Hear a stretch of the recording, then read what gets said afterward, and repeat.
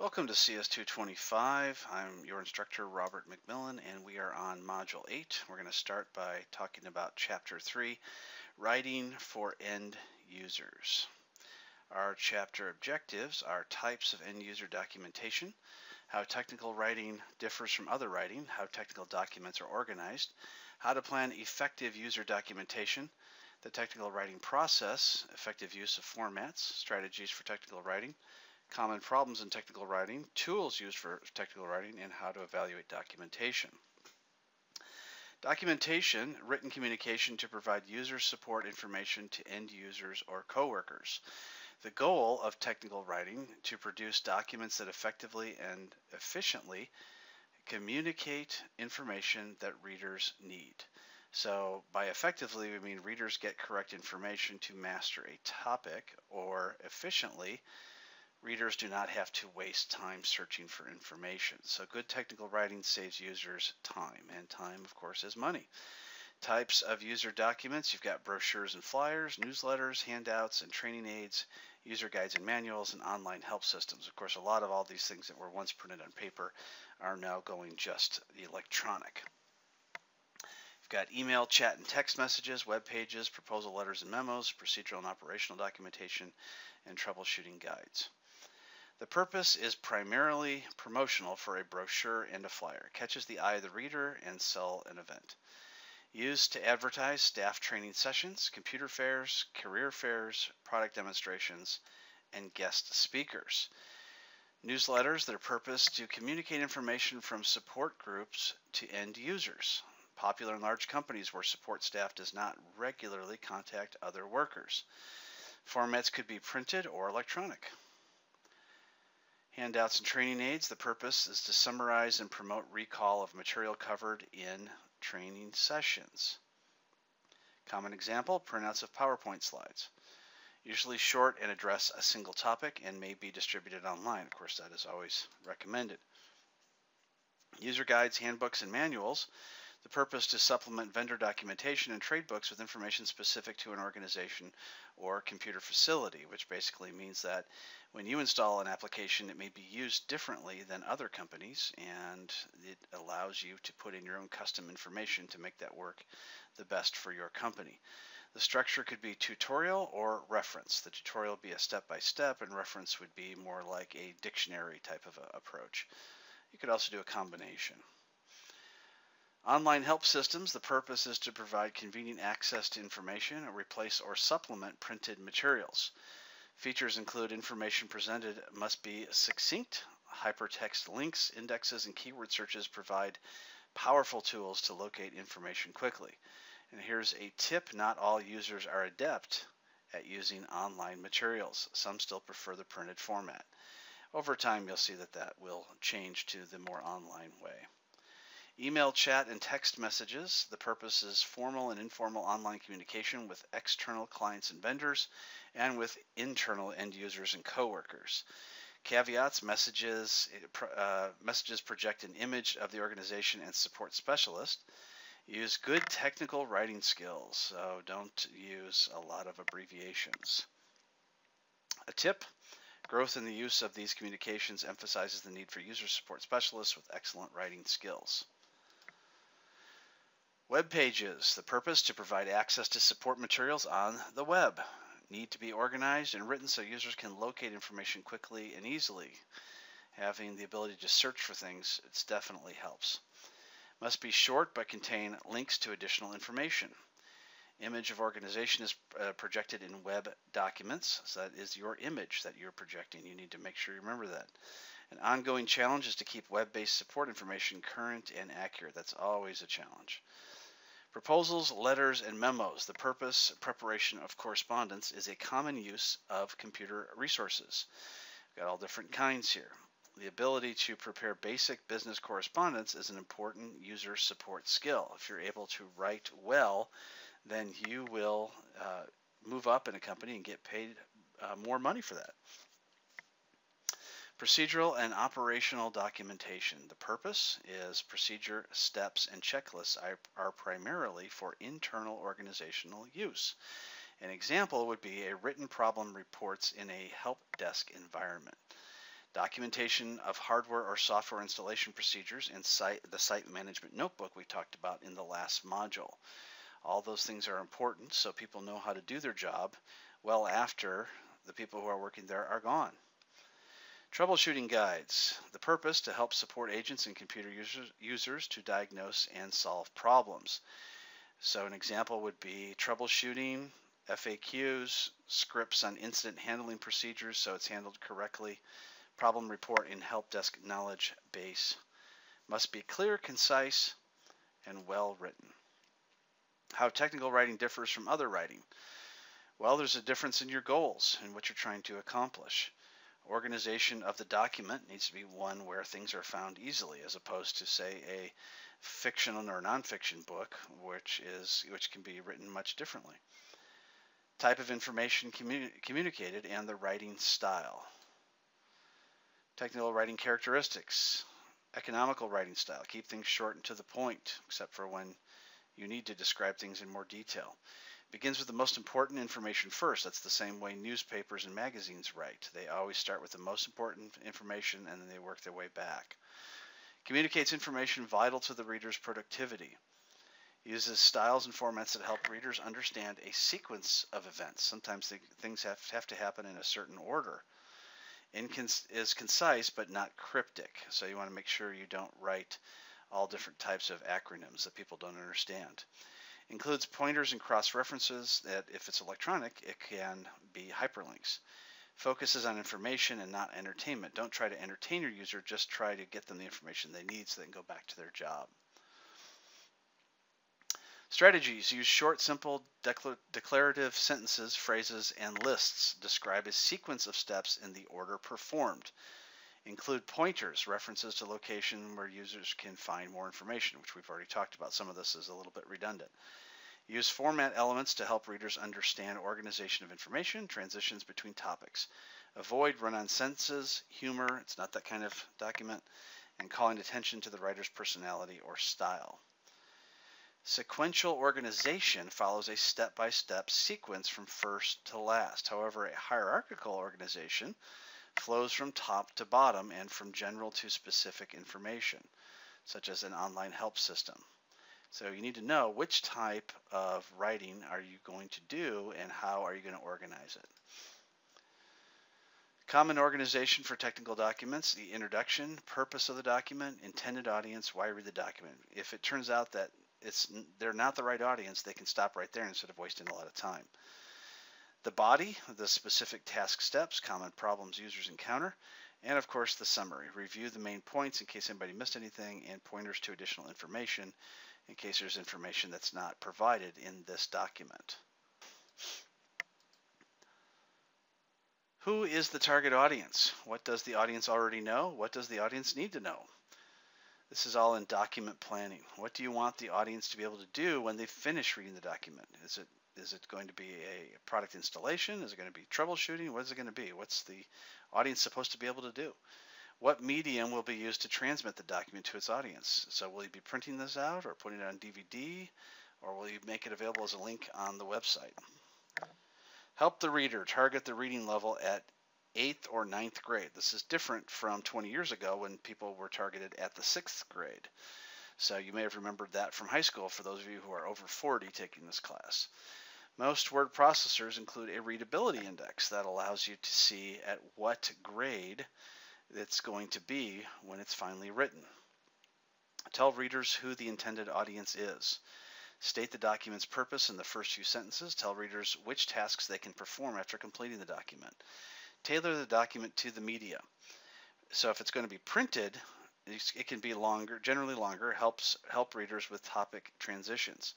If it's online, it's generally shorter, help readers with pointers to additional information. So the information is out there, it's just not necessarily in this document. You can point to it with a hyperlink.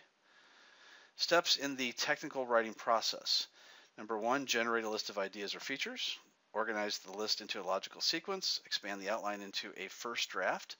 Edit the draft for clarity, arrange for an outside review, revise the draft in its final form, and proofread the final document. So let's get into each step. So generate an idea list. Brainstorm a technique to generate a list of potential topics. During brainstorming, exclude nothing. Put it all out there. You can always take it out. Don't worry about whether a topic is major or minor, useful or not, or high or low priority. Step 2, organize the list into an outline. Arrange topics into a logical sequence. Identify major and minor topics. Cut and paste to try a different sequence of ideas. Final organization should answer the following question: in what order does a reader need to know this information? That could be critical, especially if they're doing something that requires certain steps to be done before others. Step 3, expand the outline into a first draft. Strategies. Each paragraph has a topic sentence. Use transitions between paragraphs and sections. Define terms, format features such as style elements, format consistency, make sure it all looks the same, lists and tables when needed. Step 3 continued. Style elements help reveal document structure such as the chapter or modular organization, fonts, capitalization, centering, indentation, underlines, bullets, and numbered lists. When you have format consistency, it helps ensure a consistent use of style elements, so it's less confusing to the reader. Lists and tables are very good for organizing information that in paragraph form would just be confusing, such as statistics about certain things. Step 4, you now want to edit your first draft. So, pass 1, eliminate the extra words. See if there's a more efficient way to say a sentence. Pass 2, perform a format consistency check, consistent use of fonts for headings, etc. Pass 3, perform a technical accuracy check. So make sure that everything you say can be backed up. Also, you want to check for dead links to URLs. Step 5, get an outside review. Have somebody else take a look at it. The purpose of that is to identify and clarify any questions about content. Sometimes you may think something's clear, but when someone else reads it, find out that it's not. You can spot inconsistencies, find unclear meanings, identify poor writing techniques, and locate other problems when other people get a chance to review your document. Step 6, revise the draft. Incorporate revisions into the document from the last step. Here's a tip: when an edit pass results in marginal improvements, consider the document done. So don't keep editing it over and over and over. As soon as you get to a point where you're not really making that much in the way of changes, then consider it to be done. Step 7, proofread the document. Final pass through the document before publication. Look for inconsistent capitalization, punctuation, font use, extra spaces between words, and incorrect page breaks. If you turn on spelling and grammar checks, then most of those can be covered for you. Technical writing strategies. Analogy describes how an unfamiliar concept is similar to a familiar concept. Repetition. Introduce, explain, and summarize. Consistent word use. Use a consistent word to refer to each concept. Avoid varying CD, CD-ROM, compact disc, optical disc. That can be confusing to the reader. Style sheets lists preferences for spelling and word use. Example, end user is a noun, end dash user is an adjective. Use consistent verb tense. Prefer present tense unless events clearly occurred in the past, and make sure you don't confuse those. Try to keep a consistent verb tense. Sample page from a style sheet, so you can see this listed here. You've got item, you've got comment, vocabulary, you've got comment. If you want, you can pause the video to read that more clearly. Technical writing strategies continued. Parallel structures. Similar items are treated consistently throughout a list or document. Problems with parallel structure. Consider the following ways to measure help desk performance. First, volume of calls. Next, time it takes to respond, resolution time, etc. Revision to use parallel structure. Consider the following ways to measure help desk performance. Call volume, call response time. So you see now that this is a little bit more consistent the way that this revision is compared to the first one. Common technical writing problems. Clutter, inappropriate typefaces, gender references. Don't say him or her, his or her, she or he, that kind of thing. You can do he/she, but you cannot do just, and you can also do he or she, but you cannot do just one or the other. Unclear reference, passive voice, nominalization, wordiness, jargon, undefined acronyms, and dangling phrases. So let's start with clutter. Use graphics to illustrate screenshots or highlight a point, not for decoration. Use formatting to help locate information or understand a topic. Use sparingly and consistently. Include considerable white space. Use at least 10-point body text, although I suggest 12. Larger for slideshows, somewhere in the 18 to 36 range, because people in the back won't be able to read it otherwise. Left align most body text. Center text and block justified text are harder to read. With the exception of certain topics, everything should be on the left side. Serif typefaces include fine lines, serifs that project from the top and bottom of characters. They're frequently used for body text. These are inappropriate typefaces. Sans serif typefaces do not have serifs, often used for titles and headings. Specialty typefaces, type styles intended for special use to draw attention to text. Problem with that is if you open that with one application and somebody else opens it with another, they may not have all those fonts, so you don't want to get too creative with the fonts. Example typefaces, which is most readable? This is the example of the 28-point. Example of the 28-point sans serif typeface called Arial. You have George at the top and brush script. Gender references. Avoid gender-related as mentioned earlier. Gender-neutral words are clearer and less offensive. Use staffed instead of manned, chair instead of chairman, etc. Let's try to be sensitive.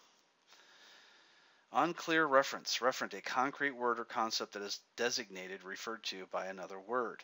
The referent of words such as it, them, this, and there should be clear. An example is a user in Excel on an HP Pavilion PC entered a long list of numbers with a voice recognition utility program. Halfway through the list, it froze up. Does it refer to the PC, Excel, the voice recognition utility, or the user?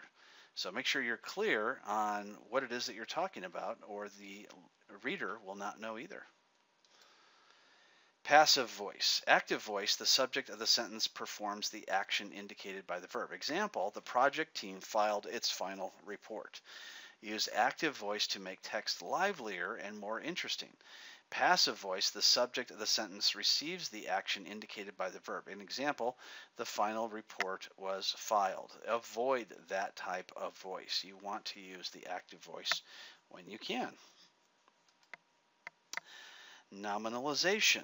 The use of tion, ing, ment, and other endings to create nouns where verbs are easier to understand. Example, use of nominalization, perform an installation of the printer driver.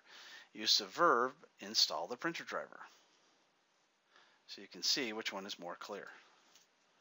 Avoid unnecessary words. Wordiness, too many words prior to the actual installation of the system, reduced to before installing the system. Use short words when possible. Use instead of utilize or utilization. Use document instead of documentation. Use added instead of additional. Can you think of other examples? So when you go through editing your documents, you can go ahead and cut those words down. Jargon are words understood primarily by those experienced in the field. Well, you may not be writing for people who are just in your field, so you don't want to use jargon. So for example, avoid hack the documents for the new NIC cards. Instead, use edit the document for the new network cards. If you use jargon terms, define them first. So if you want to define them and then put them in parentheses, that's fine. Acronym, a word formed from the initial letters of words in a phrase. Example, RAM is an acronym for Random Access Memory. You don't want to have undefined acronyms because people won't know what you're talking about. On the first use of an acronym, do like you did with the last one. Spell it out, define it. Then include the acronym in the parentheses. Example, digital video disc, DVD. Tips, include in acronyms in a glossary. That's another good way to do it. So you could have people flip through that if they don't understand some of the acronyms you use. It's not that you shouldn't use acronyms, you should just define them. And don't create unnecessary new acronyms, such as what's shown below. Dangling modifiers, a word or phrase at the beginning or sentence of a sentence that adds little meaning. For an example, the installer will verify that the user's PC is operational, of course. Eliminate the word or phrase or include it elsewhere in the sentence. So you don't need to have these words, of course. Technical writing tools, outline tools, spell checker, custom dictionary, thesaurus, lots of great things, and all these are available free on the internet, or you could go buy them as books. Document evaluation criteria overview, content, organization, format, and mechanics. Let's go over those terms. Content: is the information relevant? Is the information timely and accurate? You don't want to have outdated information. Is the coverage of the topic complete? If you don't have complete information, they may get a certain ways into a project or a task and not be able to complete it. Organization: is the information easy to locate? Are transitions between topics identifiable? Can readers get in and out quickly with the answer they need? Well, that's all part of organization. And if you have a document that's well organized, then people will be able to save time and you will be applauded for that. Format: does the layout help guide the reader? Is the format consistent? If you don't have a consistent format that helps guide the reader, then people will be confused when they look at your document. Mechanics: you got to make sure everything's spelled correctly, good grammar, and is the writing style effective? And some of those writing styles we just went over. So in this chapter we discussed various different topics in technical writing and the technical writing process, layout, format, analogies, etc., things that you shouldn't do, what successful writers should avoid, and 4 criteria to evaluate technical documents.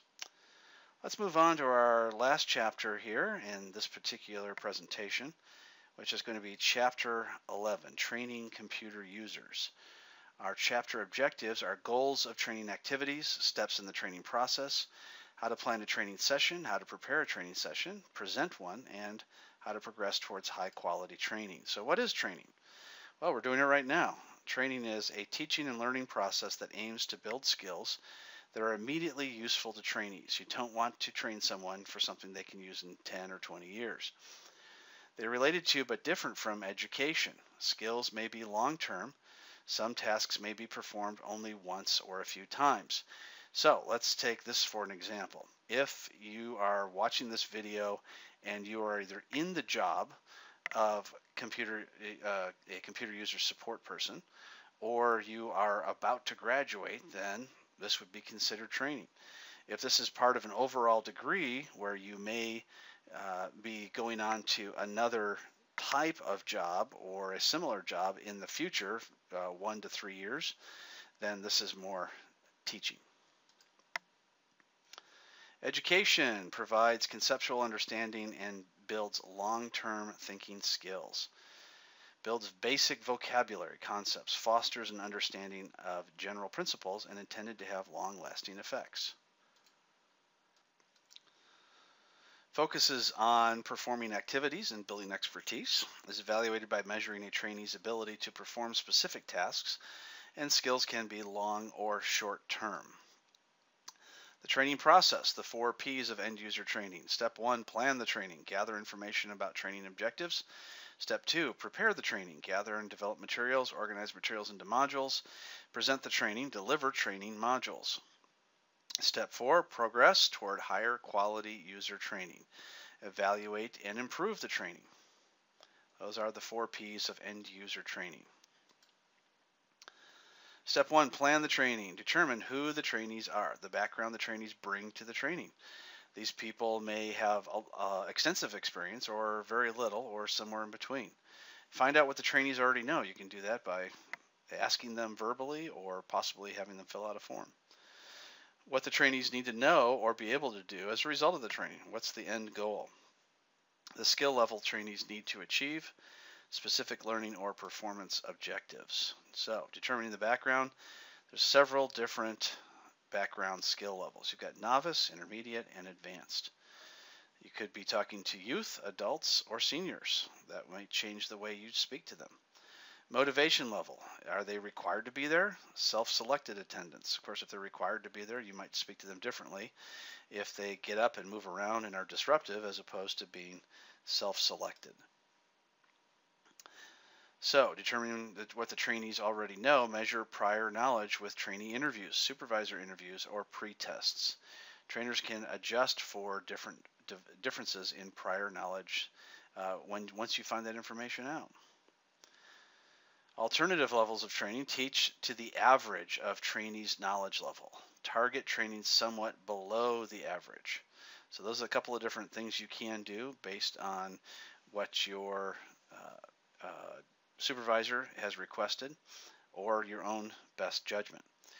Use demonstrations and examples trainees relate to. When I teach a class, I do things much differently than when I talk about the class in these videos. When I teach a class, I give lots of different examples, and that helps people relate to what it is I'm discussing. But because of time constraints, when I do these videos, I don't do that. So sometimes you'll want to give those types of analogies, and sometimes you will. So it just depends on the situation. Be aware of trainee diversity. You've got to be aware of cultural experiences or languages. My mom used to teach English as a second language, and it was to a lot of different cultures. So she had to gear each class based on who was attending from what countries, their origin. Discover the content the trainee needs to cover from employee position descriptions, interviews with trainees and supervisors. So discover the content the training needs to cover. Concept levels, the ability to use basic vocabulary. That's the lowest level. Understanding level, that's the ability to explain concepts. Skills level, the ability to perform a basic task. And then expertise level, the ability to perform a task effectively and efficiently. So those are your 4 levels, the 4th one being the highest. Define the training objectives. Learning objective, a statement of the knowledge and skills trainees need to learn. That's the learning objective. Then there's a performance objective, a statement of what a trainee needs to be able to do. So one is learning, one is doing. Step 2, prepare for the training. Specify topics to cover. Organize the topics and select an effective training format. How will the training be presented? How do trainees learn most effectively? Sources of topics. The trainer's knowledge of what is important. So experience, such as I give when I'm on campus teaching the class. Training objectives from step 1. Topics covered by other trainers and writers. See what it is that they're talking about. Examples from successful training materials. That's always helpful. Decide what not to cover as well. So if you want to not cover certain things that won't be useful, but it might be in the book, then you can choose to exclude that. Avoid copying training materials verbatim. You don't necessarily want to read every word, such as I'm reading the words, but I'm also explaining them as well. Don't cover too much information. You don't want to end up going too long, which is one of the reasons why I keep these videos as short as possible, as opposed to if I was teaching them in a class. Organize the topics. Progress from lower level skills to higher level skills. First, introduce the concepts and vocabulary terms. Then provide explanations to build understanding. So if you have explanations, then the terms won't just be written on a piece of paper, they will come alive to them. Next, focus on building basic skills and abilities. Take it slow, work your way up. Finally, build expertise through exercises and experience. Actually do some of the things that you're teaching, and they'll know how to do it and remember it much better.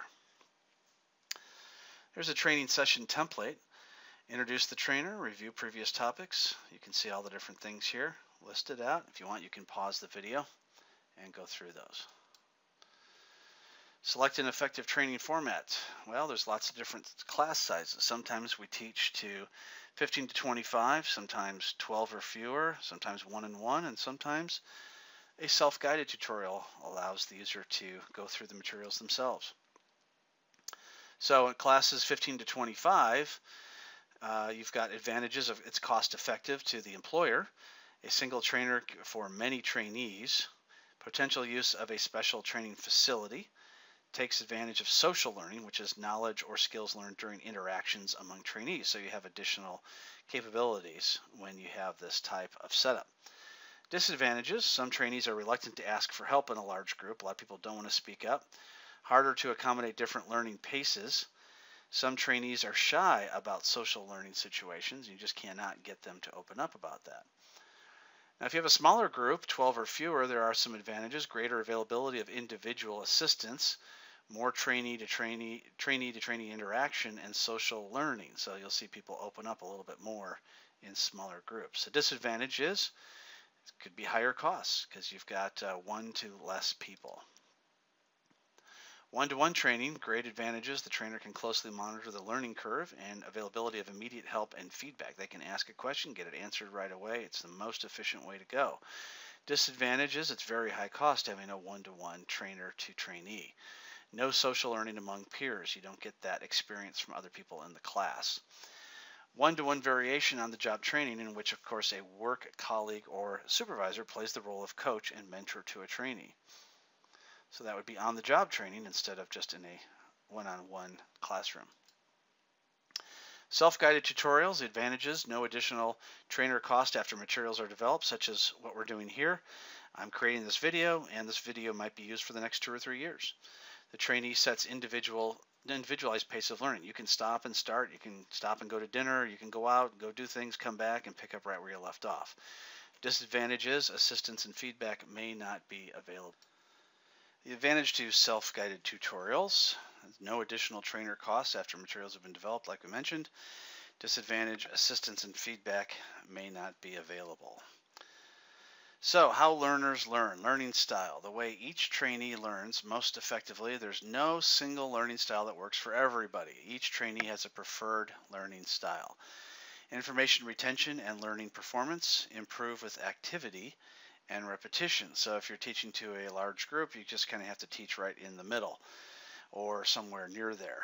But when you teach one-on-one, you have the opportunity to adjust how you teach, so the trainee will be able to learn most effectively. Common learning styles is visual learner. This may come up on a quiz. A trainee who learns most effectively by seeing new material, reading, viewing a picture, diagram, or chart. An auditory learner is a trainee who learns most effectively by listening to someone talk through new material, such as listening to a lecture or a demonstration. An experiential learner, a trainee who learns most by doing, performing a task. That is another way that you can learn.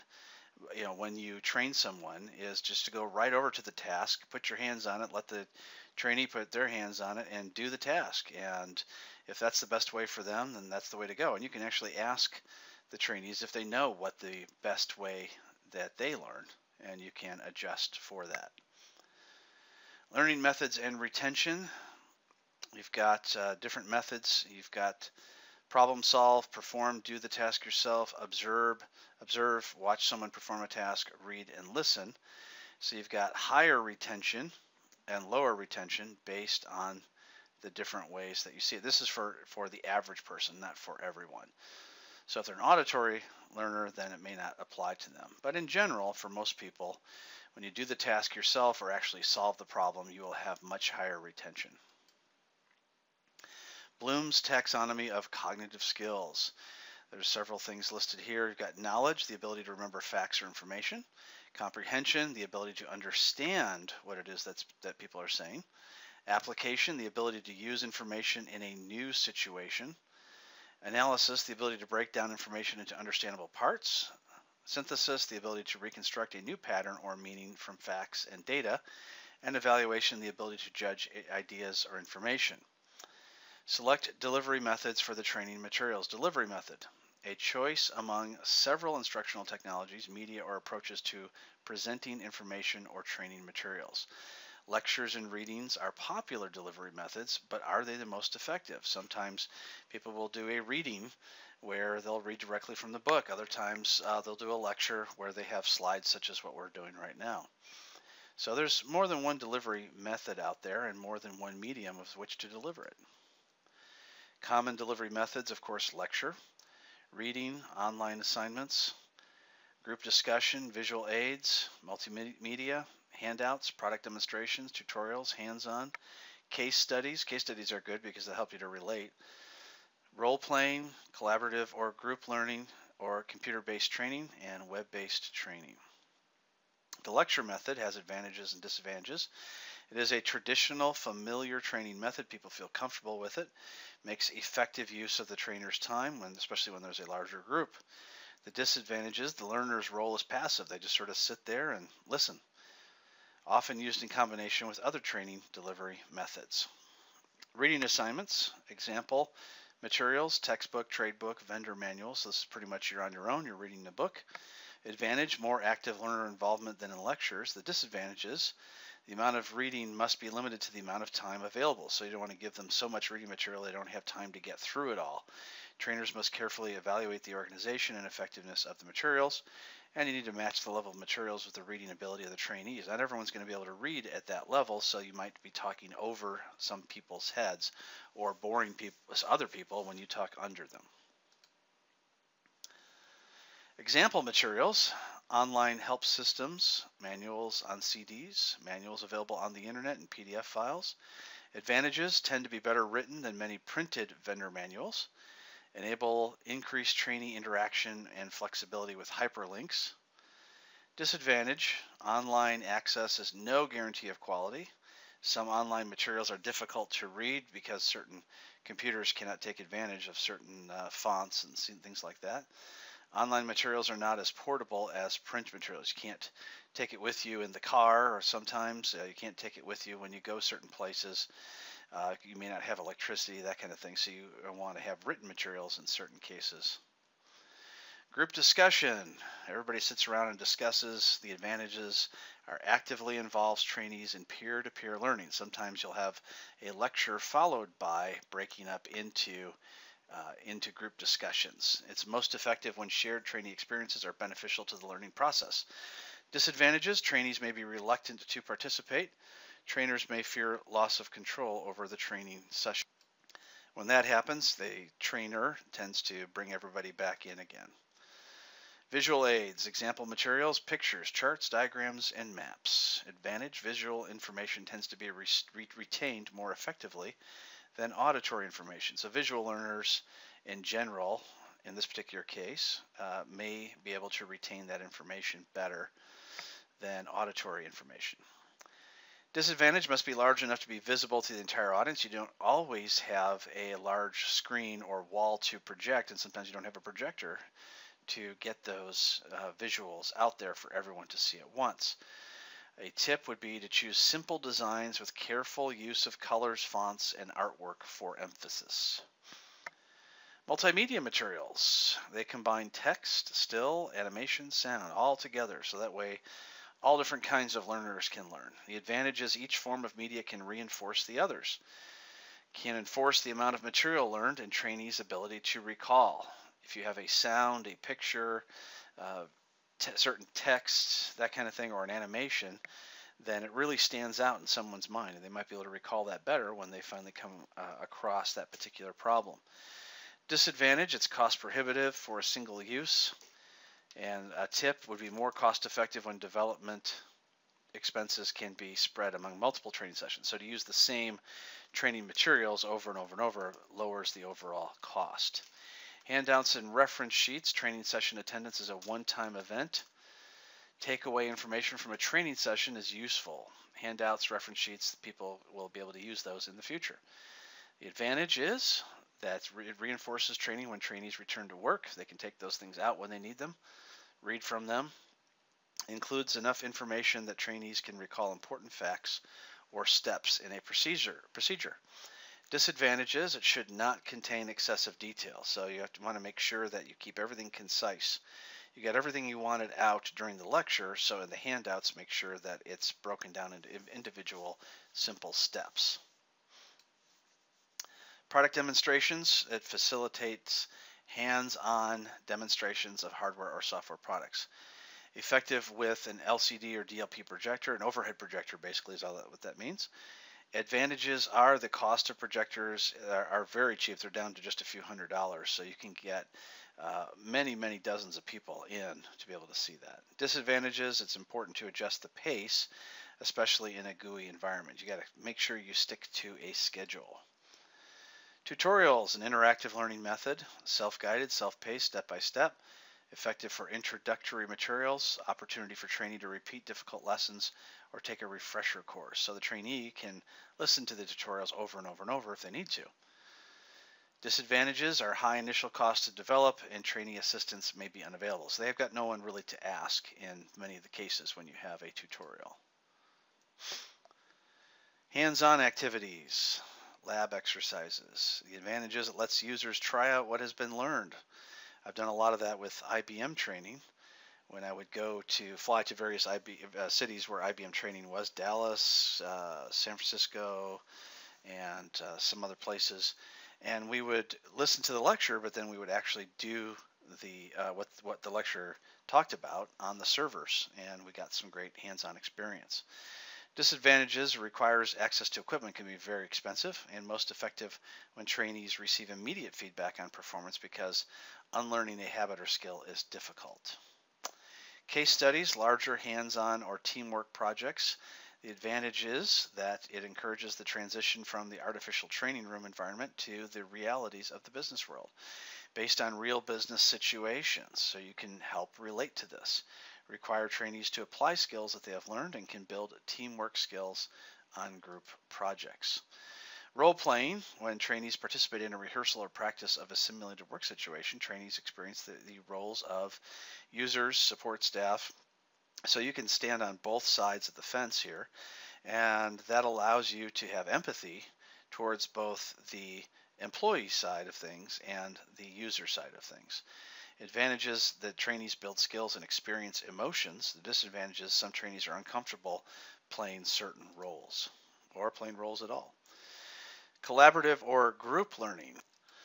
Collaborative learning involves group discussions, collective hands-on activities, group problem-solving, role-playing, and participation on a case study team. Has some great advantages based on the experience that learning is often a social activity. Trainees can learn from each other as well as from the trainer.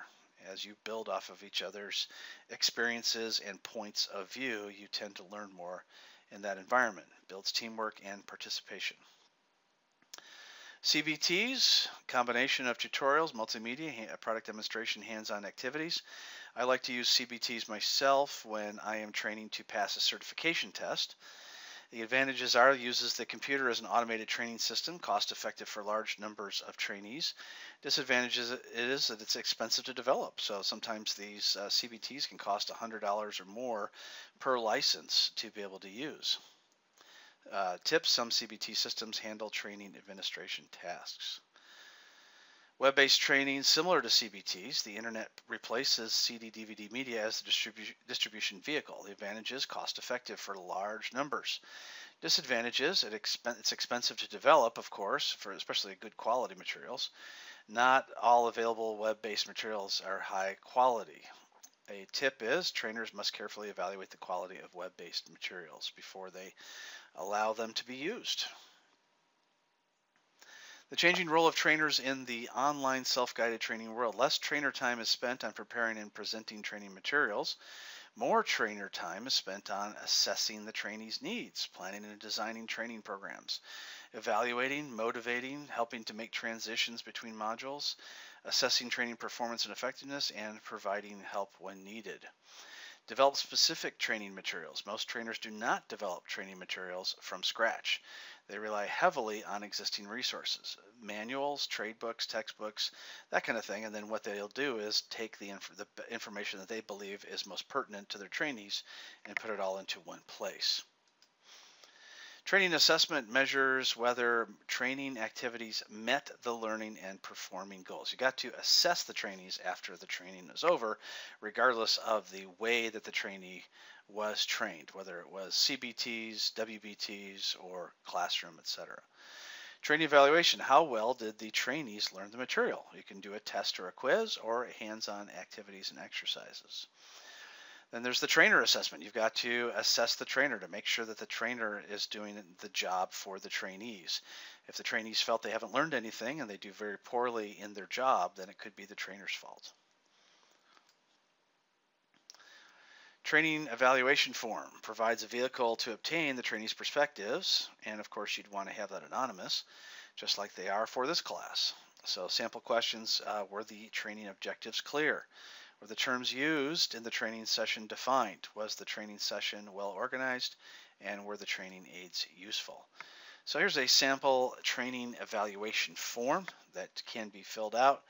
And they usually they're anonymous, but sometimes people do have their names in there. Step 3, present the training. Practice the presentation. Arrive early to check out the facility. You want to make sure that everything works right before you get started. If you wait until you actually start teaching to find out the overhead projector doesn't work or there's a problem with your computer, then that could be a real issue. Don't read the notes and PowerPoint slides verbatim. You do want to read the slides, but you also want to explain what the slides mean. Don't try to cover too much material. Of course, that'll be based on the amount of information that you need to cover and how much time you have to cover it. Teach the most important skills. That sort of goes back to our original training conversation where we said the beginning of any article will have the most important thing at the beginning. Use humor sparingly. Of course, you've got to break up the audience every now and then to keep them from being bored, but try not to do it too often. Pause for comprehension checks. That could mean asking people to a question and having them raise their hand. Sometimes when I do these types of presentations, I bring candy along, and so when people raise their hand, I throw candy at them, and then that'll make them more likely to do that again in the future.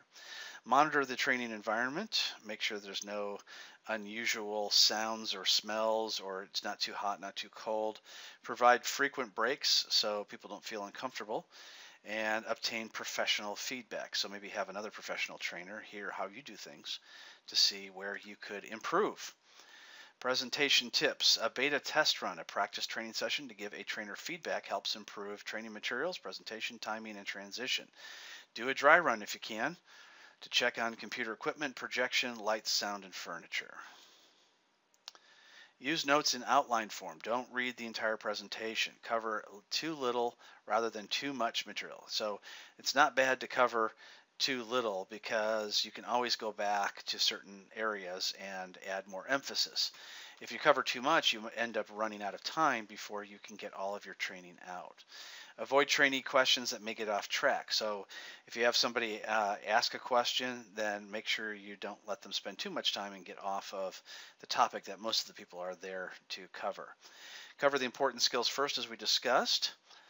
Avoid features that are bells and whistles. That would be features of hardware or software that are interesting but infrequently used. Don't have goofy animations going on that just end up being a distraction. Focus on training and education instead of entertainment. Of course, you do need to entertain a little bit. It depends on who you're speaking with. But in general, if you're there to train someone, then stick mostly to training. Prepare occasional quick check comprehension questions for trainees, like I mentioned earlier. Read the body language of trainees. So if you're seeing people wiggle around in their seat a lot or taking a lot of breaks, then it's possible you need to make some changes in your training in order to keep people from getting too bored. Provide frequent short breaks in a long session, like we mentioned. Obtain feedback from colleagues or a videotape. Step 4, progress toward higher quality user training. The purpose would be to improve the quality of the training. So obtain lots of good feedback, evaluate the trainer performance, look for opportunities to make changes that are positive. Trainer evaluation resources. You've got training beta test results, trainee performance test results, feedback, observations, and videotape training sessions. It's not a bad idea to have the training session videotape to see yourself on video, and you can then make your sessions better that way as well. Tips on training quality. Modify technical materials to keep things current. Verify materials against the latest versions of hardware and software. You might have some great slides, but if the software version changed, you've got to jump back in and make changes to that. Take advantage of training resources available on the internet. See page 510. Learning Management System, LMS, is a software tool to automate training program tasks. Helps you with the authoring tool, facilitate online learning, training session management, organize libraries, trainee testing and exams, progress tracking, and record keeping. So all that good stuff is available in the LMS Learning Management System software tool. So in summary, we talked a lot about training and how important it is, and education. They're not the same thing. Steps in the training process. You've got planning, preparation, presentation, progress, and we went into great depth on all those different areas. So that concludes our Module 8 presentation.